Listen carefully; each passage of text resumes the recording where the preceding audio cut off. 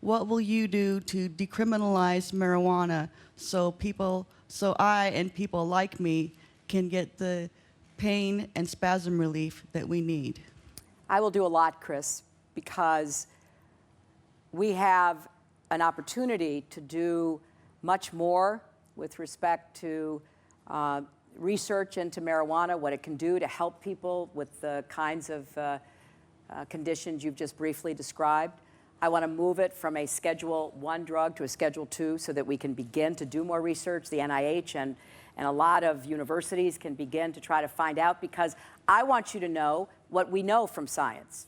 But I also want you to be able to use it while we're doing the research. And so many states, as you know, have moved to provide legal protection for the use of medical marijuana. I support that. I think that the states are the laboratories of our democracy. We should be learning about what works, what doesn't work. Different states have actually listed the kinds of illnesses and conditions that it can be used for. Are they right? We don't know. That's why we got to do the research.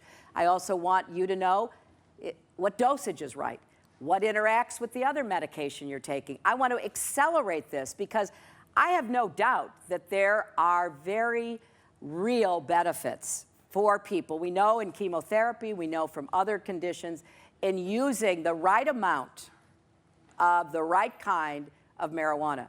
I just want to make sure it's the right amount and the right kind. That's why I want to get that research up and going as quickly as possible. But you said something else, which I think is really important.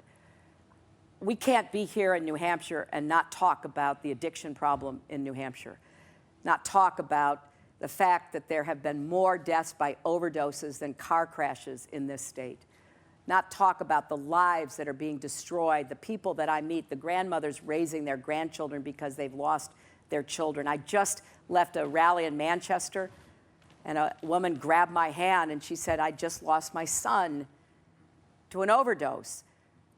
So I have been working with elected officials like Senator Shaheen, like Governor Hassan, like Governor Shumlin of Vermont, who supports me, to try to figure out how do we put together a new approach, a new law enforcement approach, so that first-time, low-level drug users are not sent to jail, but instead we have more treatment and recovery programs. There are 23 million people who need help in our country, both alcohol and drugs.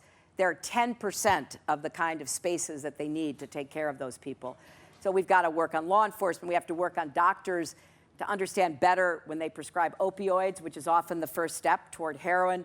We have to have every police department equipped with an naloxone, which is the antidote to reverse overdose, save lives here in New Hampshire. We got to put more money into this.